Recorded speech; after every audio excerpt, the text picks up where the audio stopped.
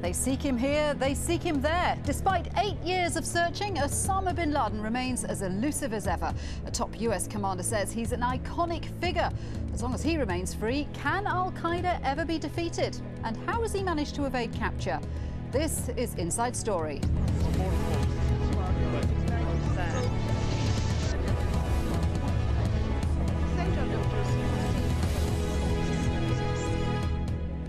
Hello there, warm welcome to the programme. I'm Shuli Ghosh. So the top US commander in Afghanistan has told the US Congress that al-Qaeda won't be beaten until its leader, Osama bin Laden, has been found. General Stanley McChrystal said, "I don't think that we can finally defeat al-Qaeda until he's captured or killed. I believe he is an iconic figure at this point, whose survival emboldens al-Qaeda as a franchising organisation across the world."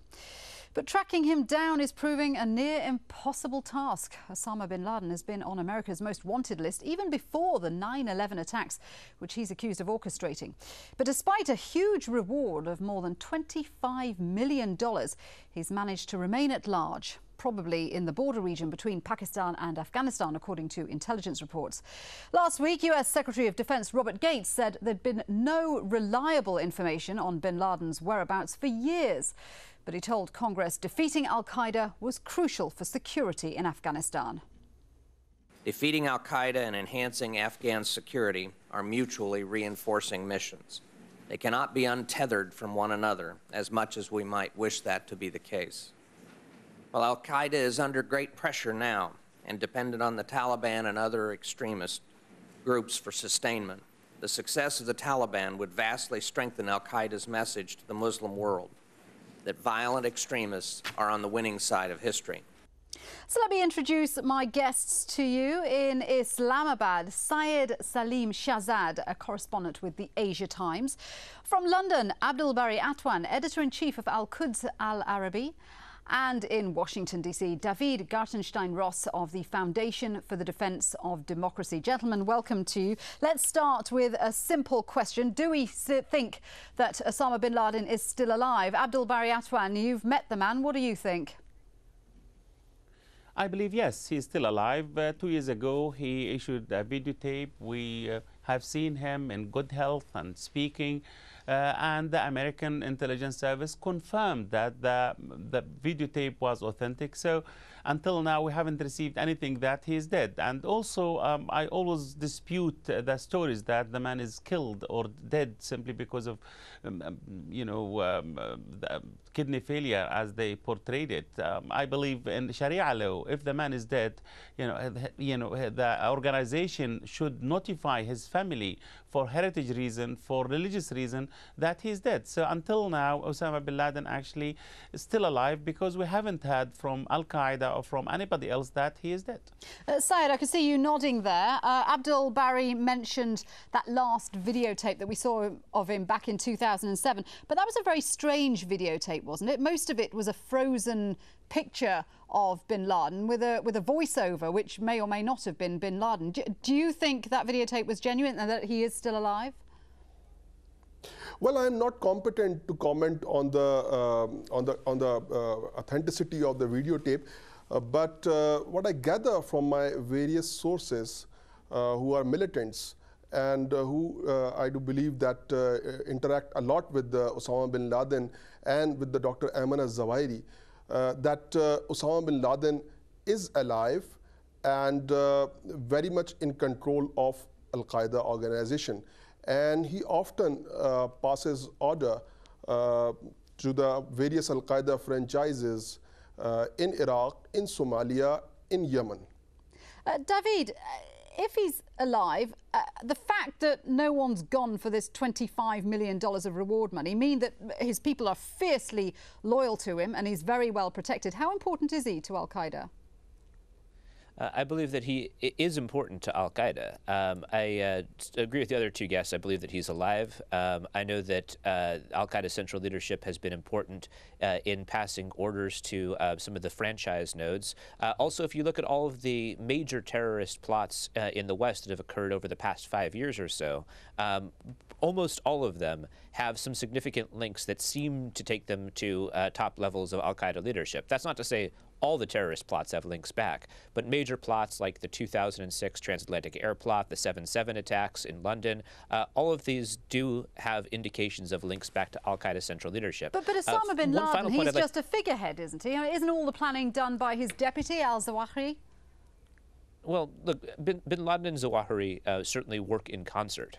You also have other lieutenants. It's not just the two of them working together. But bin Laden is an excellent organizer of people. He's someone who is immensely well connected. I think that it's these connections between various nodes, various skills and capabilities that really makes al-Qaeda the very formidable opponent that it is. One final point that I want to make, though, is that when it comes to the West defeating al-Qaeda, as they put it, if bin Laden is just killed, he'll be replaced. I think one thing that the West has not been good at, and other allies in the Muslim world have not been good at, is understanding networked warfare. You have a very good master's thesis recently written by Major Derek Jones out at Fort Leavenworth that won an award, which talks about al-Qaeda as being a networked insurgent organization, which means that if you take out one guy, he'll be replaced. But if you're able to take out a large number of nodes at once and force people to come out of the cracks, that's a much more effective way to defeat an organization like al-Qaeda than just taking out one guy. Abdel Bari, what do you think about that? And about McChrystal's analysis that al-Qaeda can't be defeated unless bin Laden is removed? Well, actually, General McChrystal is absolutely correct. Osama bin Laden is not just a figurehead of al-Qaeda. He is an icon. The people adored him, and so he still play a very important role in al-Qaeda affairs.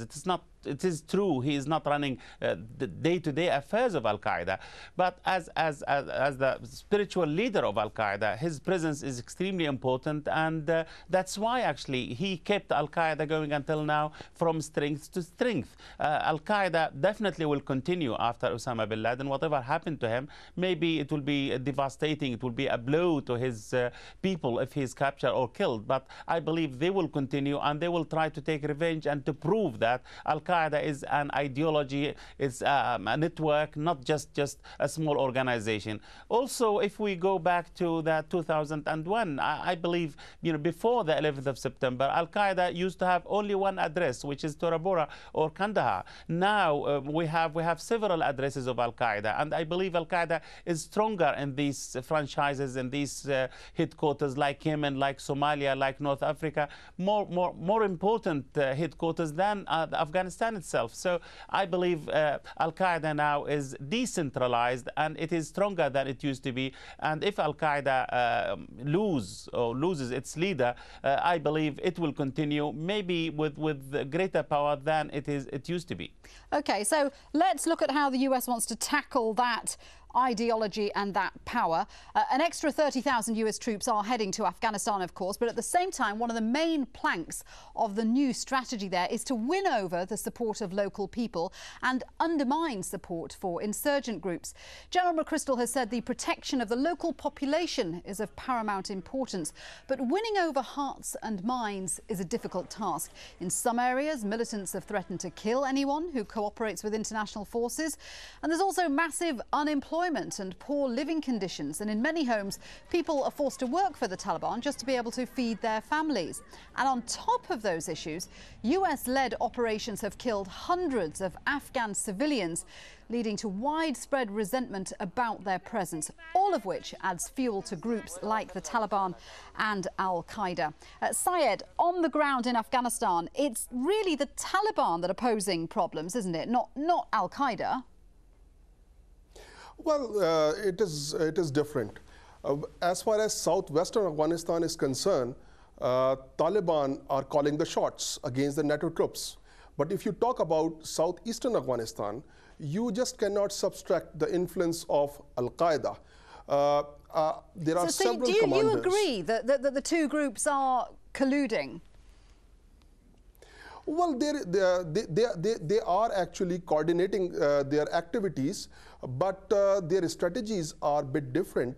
Their broader strategy as well as their micro strategy are different. For example, in southwestern Afghanistan, Taliban are more using the traditional way of guerrilla warfare.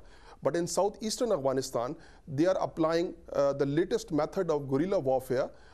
Beside, they are using some other methodology, which sometimes the Afghan Taliban don't like. For example, I mean, they are in favor of attacking the Afghan police or sometimes the Afghan civilian population. So there are some disagreement at some micro level and also at some macro level. But nevertheless, they have been coordinating their activities in the war theater of Afghanistan. Daveed, I'm wondering whether the US are right to be concentrating so much on al-Qaeda. A recent RAND report to the House Foreign Affairs Committee said there are many issues regarding Afghan security, and al-Qaeda is only one of several insurgent groups operating.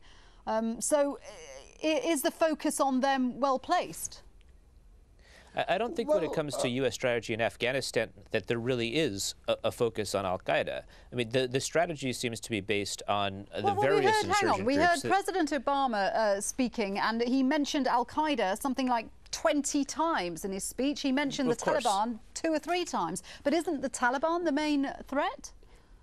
Right, but that's not an indication of what U.S. strategy is. I mean, this is President Obama giving a speech to the nation, and the original justification for going into Afghanistan was to take out al-Qaeda sanctuary. So he's, of course, going to emphasize al-Qaeda.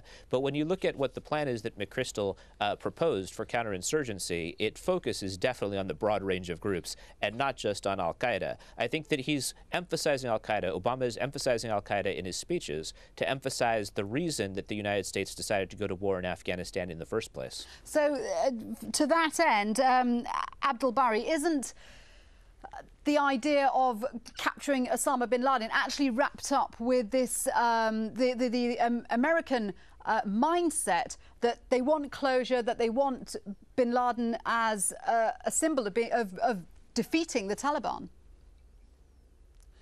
Actually, let us go back to the basics. When President Bush declared the war against Afghanistan and sent his B-52 bomber, he told us that he is going to smoke them out and to capture or kill them. And he mentioned Osama bin Laden in particular. So after 8 years, Osama bin Laden is still free, and he's alive and kicking.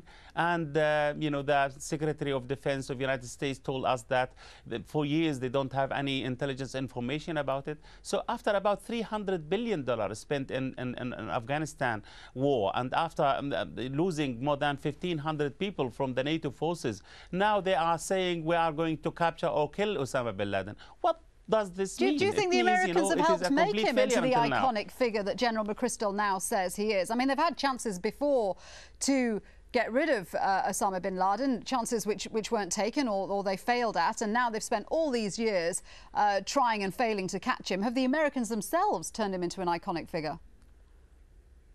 Well, actually, no. I think he's an iconic figure simply because of American mistakes and because he is a clever man. He managed to outfox the American and outfox all these intelligence service and to stay alive and to keep al-Qaeda going and to keep it strong. That's the basic things we should concentrate on. Going back to what's happening on the ground with our friend Syed in Islamabad, I would like to add something. Al-Qaeda was a huge help to Taliban. If you look at the road bombs, which very effective, suicide attacks, before Taliban never actually used this kind of tactics. I mean, the suicide attacks or the road bombs, which is devastating to the American troops. And I learned personally that they learned this experience from the Republican Guards officers of Saddam Hussein regime who joined al-Qaeda and who actually moved from Iraq to Afghanistan in order to help Taliban and to help al-Qaeda there. So al-Qaeda is very, very effective in Afghanistan and Pakistan also. So we maybe the American realize that the effectiveness of al-Qaeda on the ground, and they can see al-Qaeda when it's put its heavyweight behind Taliban, that there is a huge escalation in American casualties and British casualties in Afghanistan. So now the American realize that al-Qaeda is extremely dangerous and they would like to capture or kill Osama bin Laden. But are they capable to do so? I think they are looking for bin Laden on the wrong place. He could be outside Afghanistan, outside Pakistan completely. Okay, and I wouldn't tell you where. Let's talk about where he might be, because the Pakistani Prime Minister has rejected British accusations that Pakistan wasn't doing enough to hunt down Osama bin Laden. Following talks with his British counterpart Gordon Brown in London last week, Yusuf Raza Gilani had this to say. Pakistan is fighting a war on terrorism, and we have a good intelligence and defense cooperation with the United States. And if there is any credible or actionable information that can be shared with Pakistan, I doubt the information which you are giving is correct, because I don't think that Osama bin Laden is in Pakistan. OK, a lot of intelligence reports say that Osama bin Laden is in the border area between Pakistan and Afghanistan. The Pakistani Prime Minister refuting that. Syed, what do you think? A lot of suspicions that the intelligence service, the ISI, know where bin Laden is and aren't doing enough to catch him. What do you say to that? Nobody has a precise information about Osama bin Laden's whereabouts. The last time he was tracked in September 2004 in the Shawwal Valley of the North Waziristan. That was the only time that somebody got some precise information on him. After that, everybody, whether it was American intelligence or whether it was Pakistani intelligence, lost the track on him.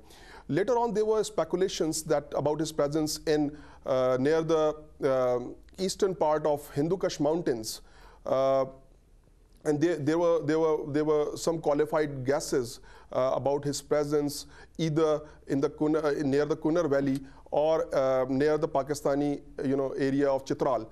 But nevertheless, nobody was able to spot him, spot his sanctuary.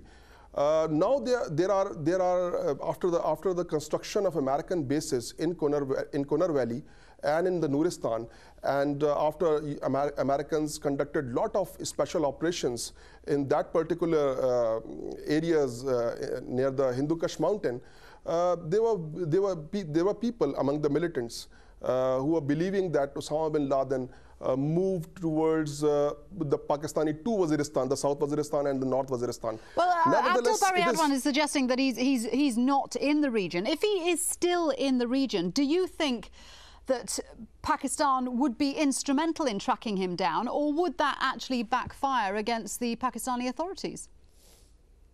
Well, the thing is, Pakistan would be scared if he is spotted inside Pakistan and any operation is conducted against him, and if he is terminated or he is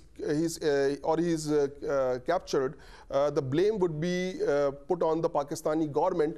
So and that's my question. Would the backlash. Pakistani government actively take part in catching or killing Osama bin Laden if they knew where he was? Well, I don't think so, that Pakistani government would take any real interest in tracking Osama bin Laden inside Pakistan. Daveed, do you agree with that? I agree that they would be very unlikely to take much interest in doing so. Do you think they know where he is? I don't really know the answer to that. I suspect that they don't. Look, the fact is that intelligence about bin Laden's whereabouts has been so spotty, as Mr. Shahzad said. There just hasn't been very good information, certainly not on the U.S.'s part. You had Secretary Gates come out recently and say that the United States just hasn't known for years where bin Laden is. I mean, you've had a lot information coming out or speculation coming out that he's in the Waziristan area, for example. But this has been the kind of thing where most analysts don't have access to that information. I have never put a great deal of stock into it because I can't access the information upon which these judgments are made. And it seems like my decision not to put too much stock in that view has been correct, given the most recent revelations by the United States.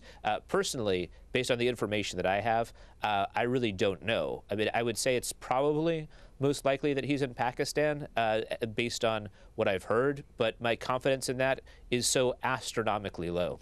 OK, well, let me tell you what the National Security Advisor James Jones said. He said US intelligence reports suggest that bin Laden is somewhere inside North Waziristan, sometimes on the Pakistani side of the border, sometimes on the Afghan side of the border. So he sounds like he's hedging his bets. Abdel Bari, do you think that Osama bin Laden is still in the region, or do you think he might have actually gone somewhere else, like Somalia? Maybe he's in Birmingham in Britain. We don't know, to be honest. But, I think, personally, I believe he is not in the region for many reasons. First, the American managed to capture his top aides like Abu Zubaydah, like Khalid Sheikh Mohammed, like Ramzi bin al-Shayba, and they were, facing vigorous interrogations by the CIA, FBI. If he is in Pakistan or in Waziristan, definitely those people, because of the interrogation, they could give some information to the American intelligence service, and they could track him. But because he is not there, because he actually hasn't been seen in that part of the world, we don't know. Personally, I asked him this question when I interviewed him. I said to him, look, Sheikh Osama, one day you will be kicked out of Afghanistan the way you were kicked out from Sudan. Do you have any plans? Did you think where to go after that? He said to me, yes. I interviewed him in Tora Bora, I remember. And he said to me, I would go to Yemen because the mountain of Yemen is very protective, and it is exactly like Tora Bora Mountains. So he thought a long time ago to leave the whole region if he is threatened or if his life is in danger. So I'm not surprised if he's somewhere nobody expects him to be. There's a lot of reports that he's in ill health, that he requires dialysis, that he has kidney problems. Does anyone know if that's true? I think that's been largely discredited. Daveed, I can see you shaking your head. Yeah, there's never been a credible report that he has kidney problems. Go ahead. Abdel Bari? Was that? Yes, surely I spent 3 days with him in Tora Bora, and he took me on a touristic tour in the mountains there, and he was in very good health. So I haven't seen any dialysis machine in the caves there. So this is proof that, right, all these stories are rubbish. I'm told he doesn't stay in caves, though. I'm told that he stays in buildings, in compounds, with bodyguards and a lot of protection around him. Daveed, go ahead. What were you saying? Well, I was just going to say, to continue with that point, I mean, there's never been a credible external report that he has kidney problems. It's one of these media myths that ended up getting into massive circulation, where when you look at the various claims for them, there's just nothing that's been a credible piece of evidence that's ever been put forward on that point. So I think that there's a lot of myths about bin Laden, and dialysis, kidney problems, that's one of them, but no basis at all. Syed, last question to you. If Osama bin Laden is captured or killed, will that go towards, in any way, dismantling al-Qaeda? Will it have any effect? Well, the thing is that publicly, al-Qaeda would lost its most popular leader, who has a lot of appeal for the Muslim masses. They don't have any other person like Osama bin Laden who would have such kind of appeal among the Muslim masses. That would be a great loss for al-Qaeda. But as far as organization is concerned, that would remain intact, because I tell you that al-Qaeda indoctrinated the Pakistani tribal youths as well as the Pakistani former jihadi cadre so much that they are literally al-Qaeda. There is no difference between the Arab Afghans and today's Pakistani tribal youth and the Pakistani jihadi cadre as far as practicing the ideology is concerned. Gentlemen, we'll have to leave it there. Thank you very much indeed for your time. Syed Saleem Shahzad in Islamabad, Abdel Bari Atwan in London, and Daveed Gartenstein Ross in Washington, D.C. That's it for this edition of Inside Story. Thanks for joining us. If you have any comments or suggestions, email us at insidestory@aljazeera.net. But for now, from me, Shuli Ghosh, bye-bye.